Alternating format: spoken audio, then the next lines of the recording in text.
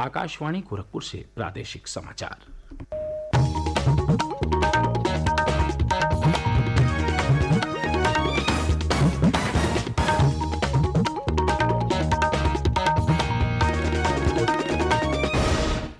नमस्कार।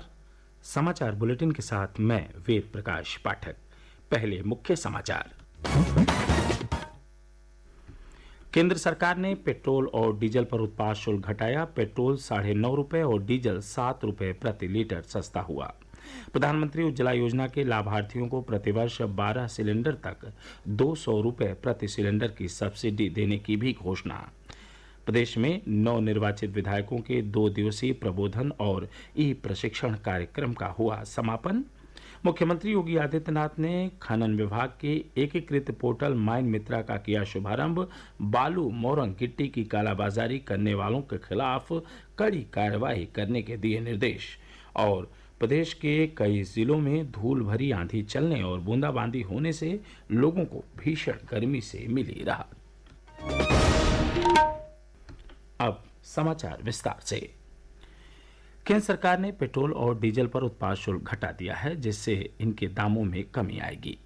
केंद्रीय वित्त मंत्री निर्मला सीतारमण ने कल एक ट्वीट श्रृंखला में कहा कि केंद्र सरकार पेट्रोल पर 8 रुपये प्रति लीटर और डीजल पर 6 रुपये प्रति लीटर उत्पाद शुल्क घटा रही है। इससे पेट्रोल की कीमत 9.5 रुपये प्रति लीटर और डीजल 7 रुपये प्रति लीटर कम हो जाएगी। श्रीमती सीतारमण ने कहा कि इस कटौती से सरकार के राजस्व में तकरीबन 1 लाख करोड़ रुपए की प्रतिवर्ष कमी आएगी। उन्होंने सभी राज्यों से आम लोगों को राहत पहुंचाने के लिए इसी तरह की कटौती करने का आह्वान किया।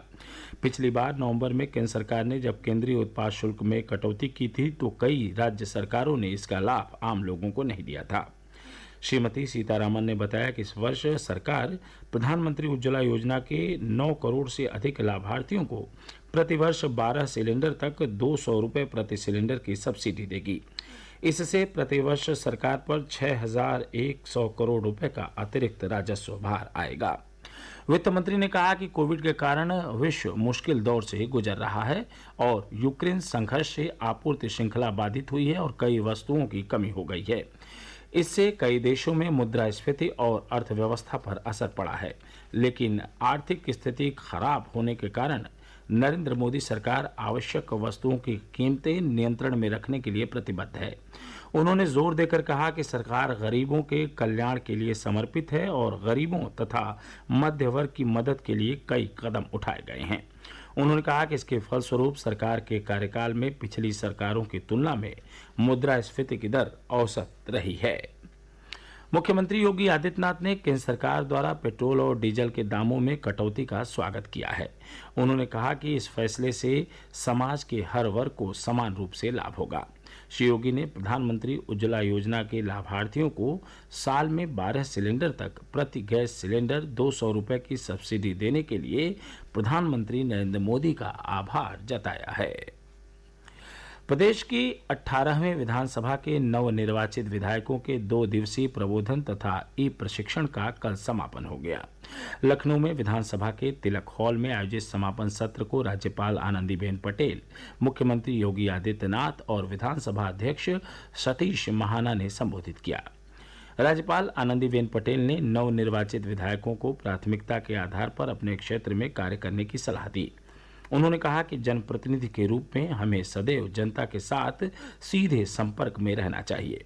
उन्होंने कहा कि जनप्रतिनिधियों को इस बात का विशेष ध्यान रखना चाहिए कि उनके कार्यों में परिवार के लोगों का किसी भी तरह से हस्तक्षेप न हो। उन्होंने कहा कि प्रदेश सरकार ने तय किया है कि सभी मंत्री सप्ताह में सोमवार से बुधवार तक राजधानी लखनऊ में रहेंगे और शेष दिन वो अपने विधानसभा क्षेत्र में बिताएंगे।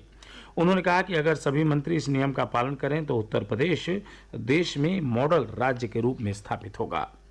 मुख्यमंत्री योगी आदित्यनाथ ने अपने संबोधन में कहा कि प्रधानमंत्री नरेंद्र मोदी की मंशा के अनुरूप प्रदेश में राष्ट्रीय ई विधान एप्लीकेशन को लागू किया गया है। उन्होंने कहा कि ऐसा करने वाली उत्तर प्रदेश की विधानसभा देश की पहली विधानसभा है।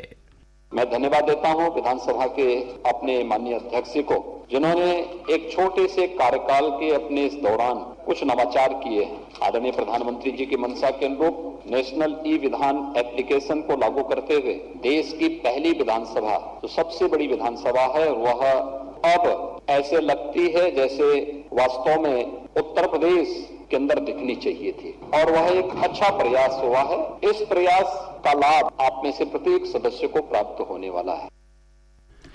श्री योगी ने नवनिर्वाचित विधायकों को सकारात्मकता के साथ कार्य करने का मंत्र दिया।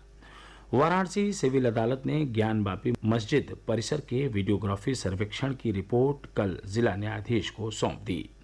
उच्चतम न्यायालय ने एक दिन पूर्व ज्ञानवापी मस्जिद मामले को सिविल अदालत से वाराणसी जिला न्यायालय को स्थानांतरित करने का आदेश दिया था। न्यायमूर्ति डी.वाई. चंद्रचूड़, सूर्यकांत और पी.एस. नरसिम्हा की पीठ ने अपने आदेश में कहा था कि मामले की संवेदनशीलता के मद्देनजर इसे वाराणसी जिला न्यायाधीश को स्थानांतरित किया जाता है। प्रादेशिक समाचार आप आकाशवाणी गोरखपुर से सुन रहे हैं। यह समाचार बुलेटिन हमारे YouTube channel AIR news Gorakhpur और ट्विटर हैंडल AIR न्यूज़_GKP पर भी उपलब्ध है। मुख्यमंत्री योगी आदित्यनाथ ने खनन कार्यों से संबंधित माइन मित्रा पोर्टल और मोबाइल ऐप का कल शुभारंभ किया। उन्होंने कहा कि इस पोर्टल पर खनन विभाग के विभिन्न सेवाएं उपलब्ध हैं। इस एकीकृत पोर्टल से खनन व्यवसायियों और खनन संबंधी कार्यों में आम लोगों को सुविधा होगी। श्री योगी ने कहा कि इससे खनन प्रक्रिया में पारदर्शिता आएगी और नए व्यवसायियों को बाजार में समान अवसर उपलब्ध होंगे। मुख्यमंत्री ने कहा कि खनन संबंधी आवेदन प्रक्रिया ऑनलाइन होने से इनका समयबद्ध ढंग से निस्तारण हो सकेगा और यह पूरी प्रणाली पारदर्शी हो जाएगी।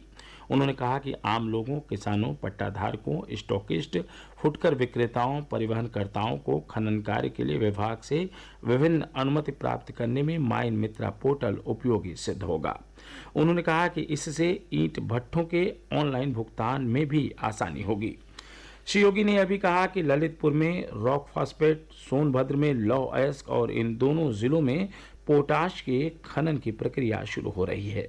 उन्होंने कहा कि यह विंध्य और बुंदेलखंड क्षेत्र में बड़े निवेश और रोजगार का माध्यम बनेगा। इसके अलावा मुख्यमंत्री ने कहा कि बालू, मोरंग और गिट्टी जैसे उप खनिजों का जुड़ाव सीधे आम आदमी से होता है। ऐसे में यह सुनिश्चित किया जाए कि इनकी कीमतों में अनावश्यक बढ़ोतरी न हो। उन्होंने कहा कि इनका कृत्रिम अभाव पैदा कर कालाबाजारी करने वालों के खिलाफ कड़ी कानूनी कार्रवाई की जाए। प्रदेश में एक दिन पूर्व कोरोना संक्रमण के 123 नए मामले सामने आए, जबकि इस दौरान 152 रोगी स्वस्थ हुए। राज्य में सक्रिय मामलों की संख्या 874 है। इस बीच कोविड नमूनों की जांच लगातार जारी है।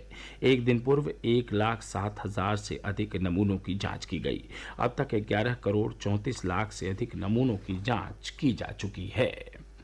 बिजनौर की एक अदालत ने राष्ट्रीय जांच एजेंसी NIA के अधिकारी तंजील अहमद और उनकी पत्नी की वर्ष 2016 में हुई हत्या के दोषियों मुनीर और रेयान को फांसी की सजा सुनाई है।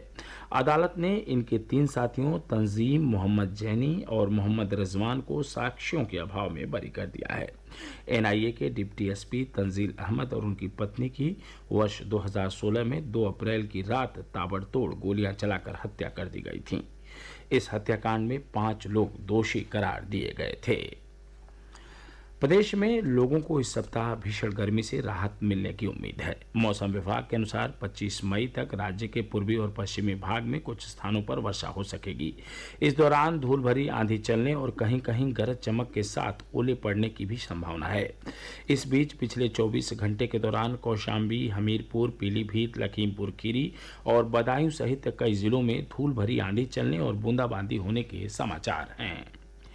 बहराइच जिले में कल नेपाली नागरिकों को ले जा रही एक टूरिस्ट बस और टैंकर में हुई भीषण टक्कर में 3 नेपाली नागरिकों की मृत्यु हो गई और लगभग 12 अन्य घायल हो गए। बस में 17 लोग सवार थे जो दिल्ली से नेपाल जा रहे थे। घायलों को इलाज के लिए बहराइच मेडिकल कॉलेज में भर्ती कराया गया। दुर्घटना बहराइच लखनऊ मार्ग पर गुलवा घाट के पास हुई। और अंत में इस बुलेटिन के मुख्य समाचार एक बार फिर। केंद्र सरकार ने पेट्रोल और डीजल पर उत्पाद शुल्क घटाया। पेट्रोल 9.5 रुपये और डीजल 7 रुपये प्रति लीटर सस्ता हुआ। प्रधानमंत्री उज्ज्वला योजना के लाभार्थियों को प्रतिवर्ष 12 सिलेंडर तक 200 रुपये प्रति सिलेंडर की सब्सिडी देने की भी घोषणा। प्रदेश में नवनिर्वाचित विधायकों के 2 दिवसीय प्रबोधन और ई प्रशिक्षण कार्यक्रम का हुआ समापन। मुख्यमंत्री योगी आदित्यनाथ ने खनन विभाग के एकीकृत पोर्टल माइन मित्रा का किया शुभारंभ। बालू, मोरंग, गिट्टी की कालाबाजारी करने वालों के खिलाफ कड़ी कार्रवाई करने के दिए निर्देश। और प्रदेश के कई जिलों में धूल भरी आंधी चलने और बूंदाबांदी होने से लोगों को भीषण गर्मी से मिली राहत। इसके साथ ही प्रादेशिक समाचारों का बुलेटिन यहीं समाप्त हुआ। नमस्कार।